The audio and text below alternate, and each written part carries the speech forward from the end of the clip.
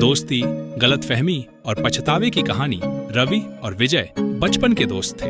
वे साथ खेले, साथ बड़े हुए और जिंदगी के हर उतार चढ़ाव में एक दूसरे का साथ दिया। उनकी दोस्ती इतनी गहरी थी कि लोग उनकी मिसाल देते थे। लेकिन एक दिन एक छोटी सी बात पर दोनों में झगड़ा हो गया।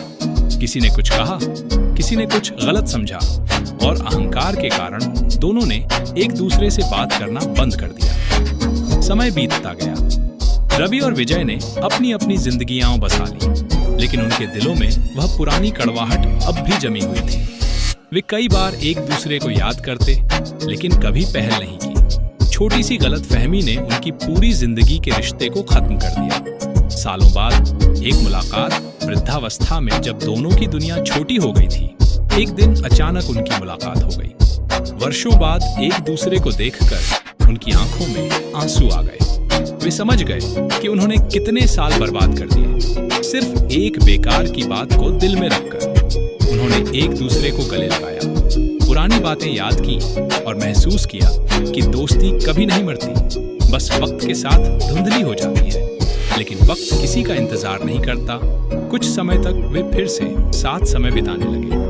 पार्क में बैठकर पुरानी यादों में खो जाते, हंसते, बातें करते। लेकिन जिंदगी ने फिर से एक मोड़ लिया। एक दिन विजय की मौत हो गई। रवि के लिए यह बहुत बड़ा झटका था। वह अकेला रह गया, अपने बीते हुए समय को याद करता हुआ। वह रोज पार्क में उसी बेंच पर बैठता जहां वे दोनों बैठा करते थे। हाथ में उनकी पुरानी तस्वीर होती और आंखों में आंसू। उसे इस बात का पछतावा था कि अगर वे पहले ही अपनी गलतफहमी दूर कर लेते तो और भी ज्यादा वक्त एक साथ बिता सकते थे। सीख: यह कहानी हमें सिखाती है कि गलतफहमियों को ज्यादा समय तक दिल में नहीं रखना चाहिए।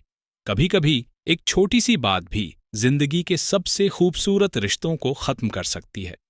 जब तक समय है, अपने करीबी लोगों से अपनी नाराजगी दूर करें, क्योंकि एक बार वक्त निकल गया तो सिर्फ पछतावा ही रह जाता है।